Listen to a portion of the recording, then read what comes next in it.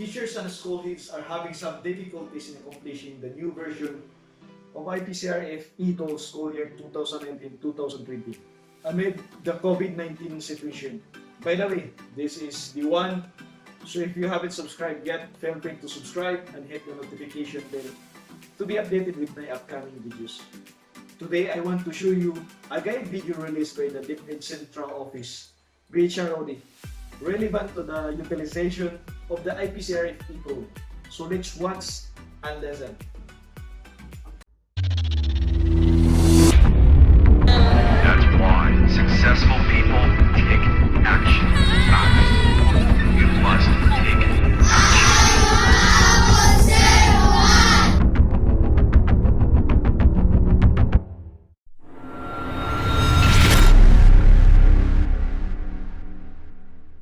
Before I show you how to use it, let me tell you a little bit about the tool. First, the tool is a Microsoft Excel macro-enabled workbook file with a .xlsm file extension designed for offline use. It contains printable templates for the IPCRF parts 1 to 4, as well as an encoding form that collects data for COT and IPCRF QET ratings, and data for core behavioral competencies. So who will be using this tool? There are two types of users, the rater and the ratee. For the purposes of this presentation, I've simplified the flowchart, taking out all the steps that don't necessarily involve the electronic tool while still following the procedures we previously set. First, the rater downloads the IPCRF electronic tool, encodes the ratee's data, then encodes the COT and QET ratings. At this point, the rater hands the electronic tool to the ratee, who encodes parts 2 and 4, then gives the file back to the rater or to the school head for submission online. We've identified 5 major steps, each involving several activities. We'll discuss each step in the process, except for the submission, which will be discussed in a different session. Let's begin with downloading.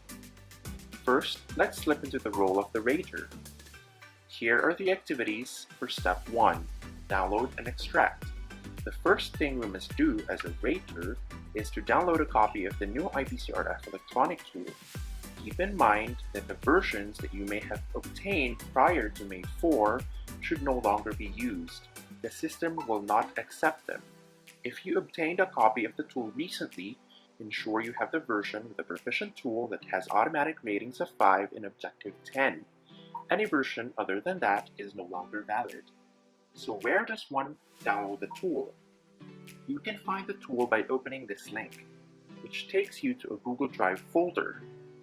In there, you will find a zip named Deped Prescribed IPCRF Parts 1 to 4 SY 2019 to 2020. Simply right-click on the file and click Download. When you have downloaded the zip file, you must then extract the Excel file from inside it. It is important that you remember, and I recommend you emphasize this when you cascade to the field, that you should not open the IPCRF Excel tool without first extracting it.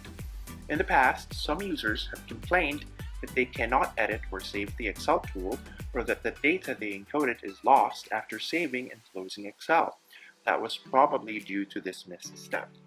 In Windows, it is easy to identify a zip file. These 3 icons are examples of how it looks like. The first one is when you do not have a file compression software installed, such as WinRAR or 7-zip. The default icon in Windows is a folder with a zipper. In some cases, the file may look like the last 2 icons, a stack of books bundled together with a belt. To extract a zip file in Windows, assuming you don't have a file compression software installed, there are generally 2 methods. I'll quickly show you how to do it using the two methods so it's clear to everybody, as well as offer you suggestions of how you can cascade this to the field. The first one is to right-click on the file, and then selecting or clicking Extract All. This opens the default extraction tool in Windows. Simply select the destination or leave it as is, and click the Extract button. This will create a new Excel file outside the zip. You can then open this Excel file. For the second method, you can do this by opening or double-clicking the zip file. This does not open any other program or window.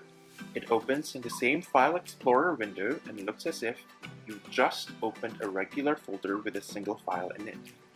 But do not be fooled, you are still inside the zip file.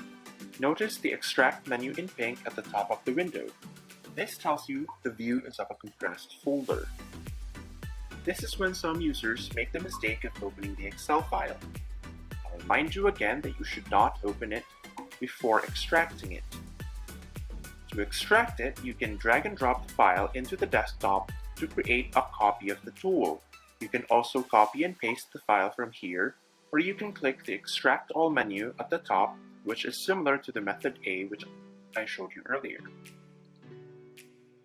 For Mac users, double-clicking or opening the zip file should automatically extract the Excel tool. Now that we've downloaded the IPCRF electronic tool, let's proceed to the second step, which is to encode the ratees data. Here are the activities for step 2, opening the Excel IPCRF electronic tool, enabling editing, enabling macros, encoding the school's data, encoding the raters data, making copies, and encoding the ratees data. To begin, we need to open the Excel file. When opening the IPCRF electronic tool, here are a few things you need to remember. You must open it on a laptop, tablet, or desktop PC running Windows or Mac OS. You cannot open the tool using any kind of mobile phone, tablets running Android or Windows RT, the iPad or Chromebooks, and other laptops running Windows RT. In addition to the types of compatible devices, here is a list of the programs and apps you can and cannot use to open the IPCRF electronic tool. You can open the tool using the desktop app of the Microsoft Office Excel with the following versions.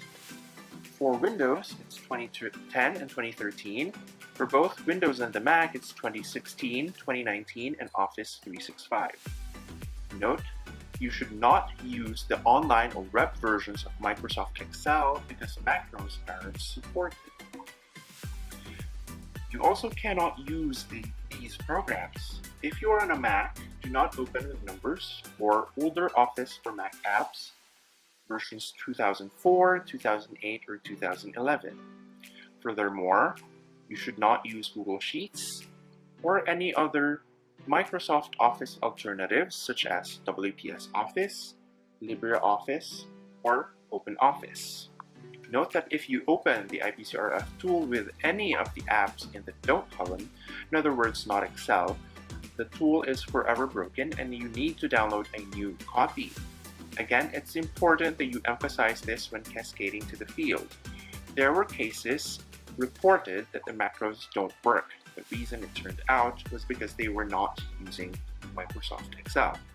If you are sure that your device and your app are compatible, you can then open the tool.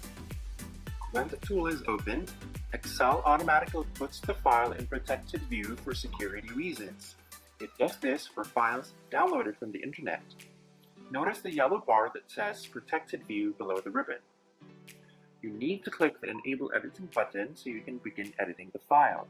Otherwise, it will remain disabled in Protected View. On the back, it's more straightforward. Excel will greet you with a dialog box with an alert asking whether to enable or disable editing. Just click Enable Editing. After enabling editing, you also need to enable the macros, which are disabled by default. Click the Enable Content button to allow macros. Failure to do so means that Excel won't be able to run the custom code that makes the IPCRF tool work. On the Mac, again, Excel will greet you with a dialog box with an alert asking whether to enable or disable the macros. Click Enable Macros. In Windows, if you do not see the Enable Content button in the yellow bar below the ribbon, it does not necessarily mean that the macros are already enabled. After confirming that they are disabled, for example, when an error message is shown saying so after clicking a button, you need to perform this suggested workaround. In the ribbon, click the File menu. In the available options in the vertical panel to the left, find Options. It is usually found at the bottom. Try to scroll down the vertical panel if you do not see it. Click it when you find it. This opens the Excel Options dialog box. On the panel to the left, find and click the Trust Center option, usually found at the bottom of the list. In the Trust Center, find and click the Trust Center Settings button. The Trust Center's Center dialog box opens. In the panel to the left, find and click the Macro Settings. Under Macro Settings, click Enable All Macros. Ensure that the radio button for the Enable All Macros option is activated, then click the OK button. This closes the Trust Center dialog box and returns you to the Excel Options dialog box, and just click the OK button again. Close all open Excel workbooks and reopen the IPCRF tool to apply the changes. Now, assuming you have enabled the macros, you should now be ready to encode the ratee and raters data into the form. But before that, I'd like to take a little detour. Let's look at the different parts of the tool so it makes sense to you when you encode data later. This Excel workbook has 4 usable tabs or sheets. You can usually find the sheets at the bottom of the Excel window. The electronic tool has the templates for all the parts of the IPCRF, each on its own tabs. These are the Part 1 to 4 tabs. But the first tab you'll see when you open the tool is the Encoding tab.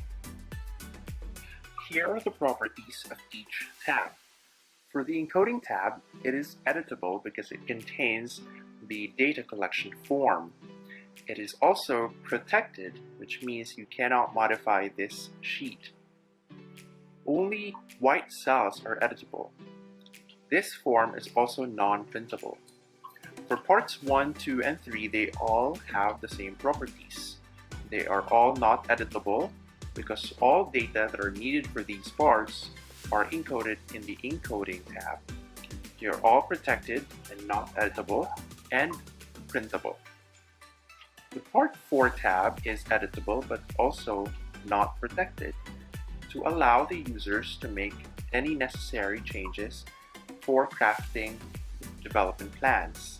And of course, it's printable. Let's focus on the Encoding tab.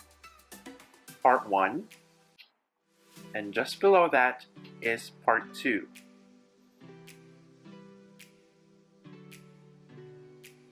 Let's go back to the top. Now, let's proceed to the next step, which is encoding the school's data. Here is the part where you need to encode the school's information. There are several fields. First is region. Region field is a drop-down option with the following options available.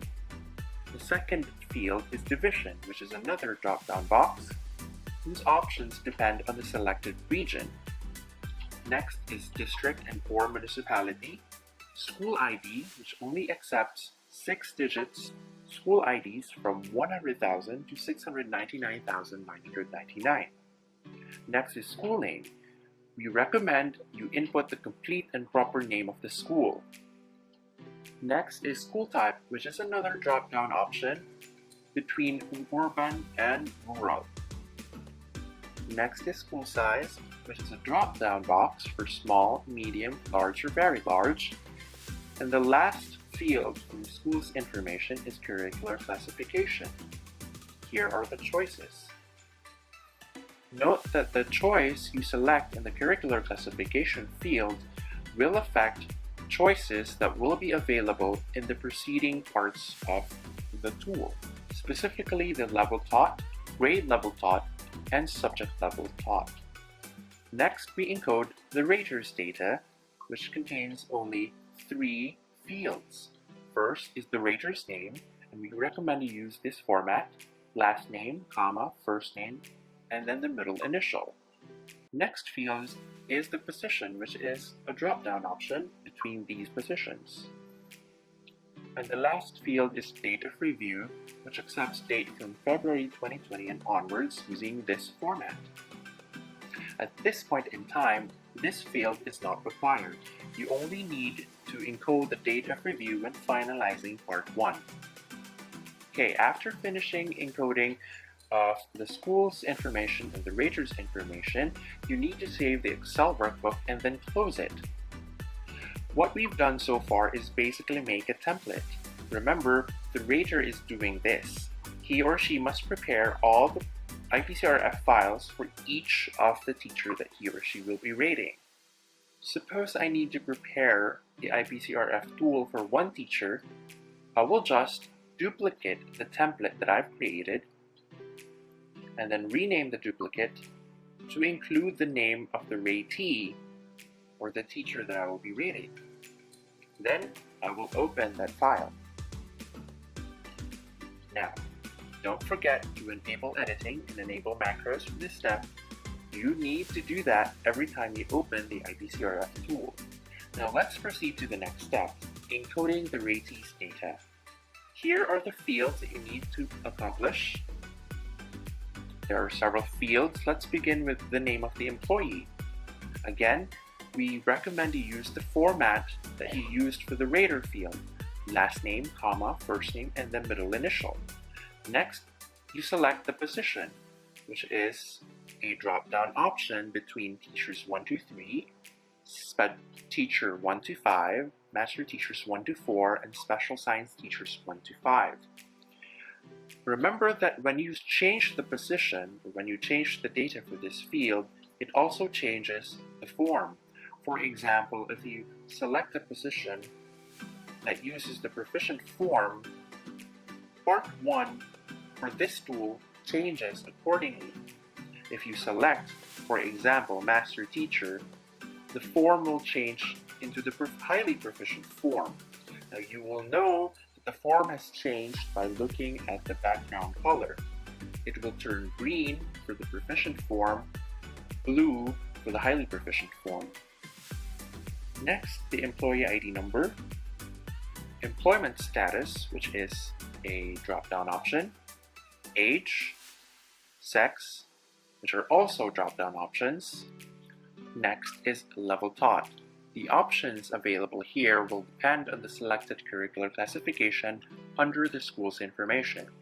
As I mentioned earlier, whatever you selected in the curricular classification will determine the options that will be available here. For example, if I selected in the curricular classification kindergarten to grade 6, the options that will be available here will be kindergarten and elementary. If, however, I chose kindergarten to grade 10 in the curricular classification, the options that will be available in the level taught field will be kindergarten, elementary, and junior high school, and so on. Next is grade level taught. This option depends again on the selected level taught. For example, if I've selected elementary in the level taught, the options that will be available here will be kindergarten to grade 6. If I chose junior high school, the options that will be available here will be grade 7 to 10, and so on. If you've selected else in the subject taught, which is the next field, the grade level taught field will be disabled. Next is the subject taught, which is a list or a drop-down list of all the subjects. This field changes to strand if you selected senior high school in level taught. Then we have number of years in teaching, highest degree obtained, and area of specialization, which are all drop-down options.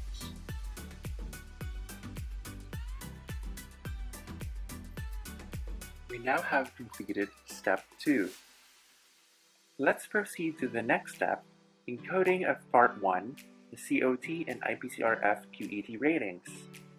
Here are the activities involved, COT ratings, QET ratings, and then finally finalizing part 1. So here, let's go back to the Encoding tab, and let's look at part 1. Below the rater's information, or the ratee's information, we have 4 COT columns. Let's focus on the first one. At the beginning, all COT columns are disabled except for COT1. Now you will know that this is enabled because you have a cell at the top that's colored white. This allows you to select a drop-down option from among the identified subjects. Once you select a subject, the rating column will be enabled. Again, you will confirm that the column or the cells are enabled because they have turned white. For the proficient form, This column will accept values from 3 to 7. For the highly proficient form, it will accept values 4 to 8. The second column, the RPMS 5-point scale, will be automatically populated based on the input on the rating column. After inputting the rating, you need to input the date of observation at the bottom. This field accepts dates beginning June 3, 2019 using this format. After entering the date of observation, the rater will then click the Lock COD1 button, which prompts for the rater's password. The rater will then nominate or set a password with minimum 6 characters. This password will be used later when locking other COT columns and finalizing part 1, so it's important that the rater must not forget this. After confirming the password, the rater will click the Go button. This locks COT1 and enables COT2. A little reminder, COT columns are disabled until the previous COT has been locked. For example, when COT1 was locked, COT2 is enabled. In other words, you must input the COT ratings sequentially from COT1, 2, 3, and 4. Note that COT columns are not required, meaning if you do not have data for a particular COT column, you do not need to input them. Next, after finishing encoding of COT ratings, we then encode the QED ratings. It's at this part right here. Notice that we have some colored cells. You only need to input on the white cells. These cells accept whole numbers from 1 to 5. Input the ratings for the QET columns. After that, we need to finalize part 1. And to do that, we must input the date of review back in the rater's information. As I've said earlier, this field is not required until finalizing part 1. After entering the date of review, input the approving authority, name, and position. Then, the rater will click Finalize Part 1 button, which prompts for the rater's password that was previously set. Input the rater's password and click Go. This locks Part 1. You will confirm that Part 1 has been finalized because the background color has turned red. At this point, the rater transfers the file to the ratee. So, we've completed steps 1, 2, and 3, and now let's discuss the last one, encoding of parts 2 and 4 by the ratee. Okay, here are the steps involved. Let's begin with finalizing part 2. Back in the Encoding tab, below the part 1 is the part 2 form. The ratee only needs to tick on the boxes of the competency indicators that he or she has demonstrated during the performance cycle. After ticking all the appropriate boxes, the ratee will then click Finalize Part 2, which prompts for a ratee's password. Now, this is separate from the rater's password that was set by the rater earlier. This one, the ratee will think of a new password. Again, minimum of 6 characters. This password will be used later in finalizing or unfinalizing parts 2 and 4. After confirming the password, the ratee will click on the Go button, which locks part 2. Again, you will confirm that part 2 has been locked or finalized because the screen or the background color has turned red. Finally, the ratee opens part 4 and encodes his or her development plans. After encoding, at the bottom, the ratee will click Finalize Part 4 button, which will again prompt for the ratee's password that he or she set when finalizing Part 2. After inputting the ratee's password, click the Go button, and that should lock Part 4. And that finishes all the steps we need to do in accomplishing the IPCRF electronic tool. For the next part, the ratee would give the file back to the rater or the school head for the online submission. That concludes my presentation. Thank you very much. Oh, there you have it. I hope this video on accomplishing IPCRF eTool will help you. Don't forget to hit the like button and comment down below. And if you have any inquiries, you can email the Deped at helpdesk.rpms@deped.gov.ph, or you can email me at jan.javinis002@deped.gov.ph, or you can visit the page of Deped BHROD. So that's all for now. See you on my next video.